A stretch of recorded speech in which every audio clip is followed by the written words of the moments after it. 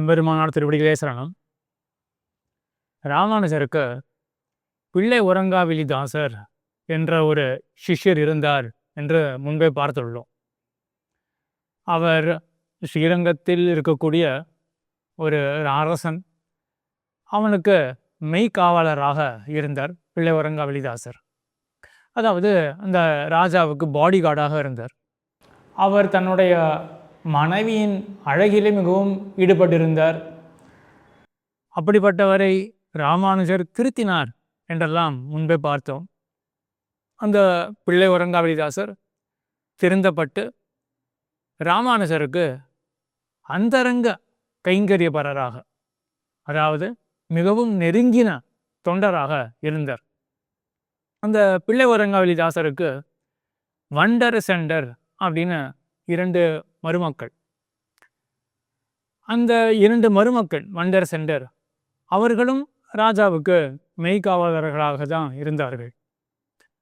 ராஜா ஊரை சுற்றி வரும்பொழுது அந்த நகர சோதனம் என்று சொல்லுவார்கள். அந்த நகரமானது நன்றாக ஆளப்படுகிறதா என்று பார்வையிட வரும்பொழுது இந்த வண்டர் செண்டர் இருவரும் ராஜா கூடவே போயிருந்தார்கள்.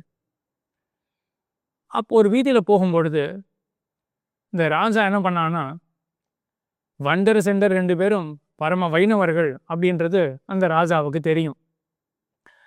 கேலி பேச்சாக ஒரு கேலி விளையாட்டாக ஒன்று ஆடி பார்ப்போம் என்ற அந்த ராஜாவுக்கு எண்ணம் வந்து, அந்த வீதியில் அமணன்பாழி இருந்தது. அமணன்பாழி அப்படின்னா சமணர்கள், ஜெயினர்கள் இருக்கார்கள் இல்லையா, அவர்களுக்கு தான் அமணர்கள் என்றும் பெயர். அவர்களுடைய வழிபாட்டு தலம் அமணன்பாழி என்று சொல்லுவார்கள். சமணர்களுக்கு சிங்க வழிபாடு உண்டு. ஆக அவர்களுடைய அந்த வழிபாட்டு தலத்தில் சிங்க உருவம் வடிவமானது இருந்தது.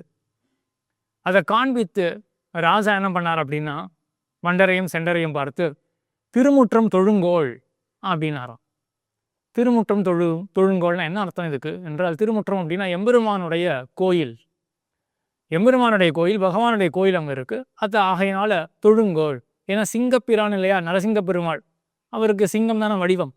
ஆக அந்த நரசிங்க பெருமாள் தான் அங்கே இருக்க, வணங்குங்கோள் அப்படின்ற எண்ணத்தோட இந்த ராஜா அவர்கள் வணங்குவார்கள் அப்படின்ற எண்ணத்தோட திருமுற்றம் தொழுங்கோள் அப்படின்னு வண்டர் இடத்துலையும் சென்ற இடத்துலையும் சொன்னார். அதை கேட்ட உடனே எம்பெருமானுடைய கோயிலாச்சே அப்படின்றதுக்காக வணங்கினார்கள். அதற்கு பிறகுதான் தெரிய வந்தது அது வந்து அமணன்பாழி, ஜெயினர்களுடைய வழிபாட்டு தலம் என்று. முன்பே நம்ம பார்த்துருக்கோம். அந்த காலத்தில் என்ன பண்ணுவார்கள்னா, இந்த சமய வரம்பு மீறாதபடிக்கு அவர்கள்லாம் ஒரு வரம்பை கடைபிடிப்பார்கள். ஏன் அந்த மாதிரி வைணவர்கள், சைவர்கள், சமணர்கள், சாக்கியர்கள் என்று பிரித்து அந்தந்த குழாத்தில் மட்டுமே அவர்கள் ஏன் இருக்க வேண்டும் என்றால், ஆன்மீகமோ கடினமான விஷயம், கண்ணுக்கு தெரியாத விஷயம். ஆனால் மனித பிறவிக்கு பயனானதே அந்த ஆன்மீகம்தான். அதில் 1000 பாதைகள் இருக்கு. ஒரு பாதையை தேர்ந்தெடுத்தாச்சு, இதுதான் அந்த இறைவனை, முழுமுதற் பொருளை அடைவிக்கக்கூடிய பாதை இதுதான் அப்படின்னு தேர்ந்தெடுத்த பிறகும் கூட மற்ற பாதைகளிடத்திலையும் நமக்கு சம்பந்தம் இருந்தது என்றால் நம்ம வாழ்க்கையை குழம்பு போயிடும். எந்த விதத்தில் தான் நம்ம வாழ்க்கையை அணுக வேண்டும், அப்ரோச் பண்ண வேண்டும் அப்படின்ற குழப்பத்திலேயே போயிடும். சரியாக நம்ம வாழ்க்கையை நடத்த முடியாது, ஆன்மீக வாழ்க்கை நடத்த முடியாது. ஆகையினால அவர்கள்லாம் வந்து டிஸ்டன்ஸ் மெயின்டைன் பண்ணுறது அப்படின்றது அந்த காலத்தில் இருந்த விஷயம்தான். என்ன, அந்தந்த சமயத்தில் அவர்கள் வைணவர்கள் இருந்தால் வைணவர்கள் கூட மட்டுமே தான் இருப்பார்கள், சைவர்கள்னால் சைவர்கள் கூட மட்டுமே தான் இருப்பார்கள். ஆக இப்படி இருக்கும் பொழுது வண்டர செண்டர் இருவரும் வைணவர்கள். அவர்களை திருமுற்றம் தொழுங்கோள் அப்படின்னு இந்த ராஜா சொல்லி அவர்கள் வணங்கினதோ அமணன்பாழி, ஜைனர்களுடைய வழிபாட்டு தலம் என்ற அந்த எண்ணம் அது தெரிந்த பிறகு இவர்களுக்கு ஒரே வருத்தம் வண்டருக்கும் செண்டருக்கும். என்னன்னா, இந்த மாதிரி பகவானை மட்டுமே தொழ வேண்டும் அப்படின்ற நிலையை விட்டு இப்பொழுது நாம் வேறொரு தெய்வத்தையோ இல்லாட்டி வேறொரு மதத்தையோ சமயத்தையோ தழுவ வேண்டியதாக ஆகிவிட்டதே, அப்போ நம்மளுடைய பாதியிலேருந்து நம்ம நழுவி குழம்பி விடுவோமா அப்படின்ற ஒரு எண்ணம். அதனால் அவர்கள் மூர்ச்சை அடைந்தார்கள், அவர்கள் மயக்கம் போட்டு விழுந்தார்கள். அப்பொழுது அந்த வண்டர செண்டர் அவர்கள் இப்படி ஆனபடியை கண்டு ராஜாவும் கொஞ்சம் பயந்து போயிட்டார். உடனே அவர் அறிவிக்க பிள்ளை உறங்காவிலிதாசன் அவரிடத்துல போய், ஏன்னா அவர் தானே தாய் மாமா, இவர்களுக்கு வந்து மாமர் மாமன். ஆகையினால் அவரிடத்துல போய் இவர் அறிவிக்கிறார்கள், இந்த மாதிரி வண்டர் சென்டர் இந்த மாதிரி மூர்ச்சை அடைந்து அவர்கள் மயங்கி விழுந்து கிடக்கிறார்கள் என்று. அப்பொழுது பிள்ளைவரங்காவலிதாசர் என்ன பண்ணார் அப்படின்னா, தன்னுடைய கால், அதாவது வைணவ பரிபாஷையில் சொல்ல வேண்டும் என்றால் திருவடி அப்படின்னு சொல்லுவார்கள். அடியார்கள் அப்படின்னு அந்த உயர்ந்தவர்கள், அவர்கள் வந்து கால் கை அப்படின்லாம் சொல்லாங்க. திருக்கரம், திருவடி, எல்லாத்துக்கும் திரு சேர்த்து அந்த மதிப்பு தோற்ற திரு என்று சேர்த்து சொல்லுவார்கள். ஆக பிள்ளைவரங்காவலிதாசர் என்ன பண்ணார், தன்னுடைய காலில் இருக்கக்கூடிய ஒரு தூளி, அதாவது திருவடி தாமரைகள் இருக்கக்கூடிய ஒரு தூசி, அதை எடுத்து போய் அவர்கள் மேலே தடவுங்கோள் அப்படின்னு சொன்னாராம். அப்படி தடவிட உடனே அந்த வண்டரும் சென்றரும் இந்த மாதிரி பாகவத ஸ்ரீபாத தூளி, பகவானிடத்திலே அடிமைப்பட்டவர்கள், பக்தி பெற்றவர்கள், பாகவதர்கள், அவர்களுடைய திருவடியில் பட்ட அந்த தூசியானது அவர்களுக்கு ஒரு மருந்தாக அமைந்தது என்று சரித்திரமானது இருக்கு. இதெல்லாம் நம்மாழ்வார் அருளி செய்து அவர் பாடின திருவாய்மொழி. மாயன் தமரடி நீரு கொண்டு அணிய முயலில் மற்றில்லை கண்டீரி வணங்குக்கே அப்படின்னு ஆழ்வார் சாதிக்கிறார், சொல்றார் நம்மாழ்வார்.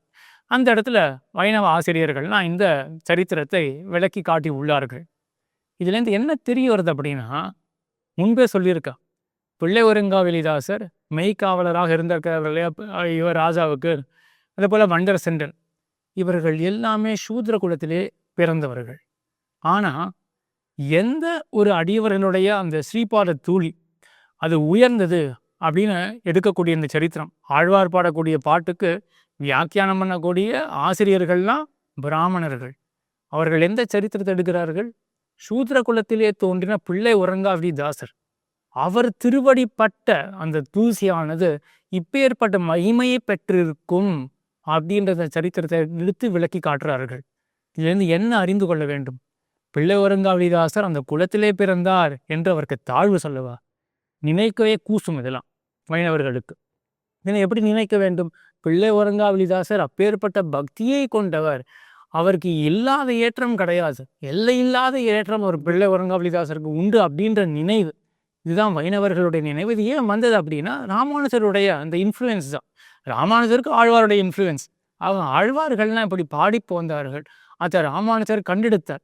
அவருடைய இந்த சம்பிரதாயத்தினுடைய முக்கியமான கருத்து என்ன அப்படின்னா, பிறவிக்கு எவ்விதத்திலையும் ஏற்றத்தாழ்வோ கிடையாது.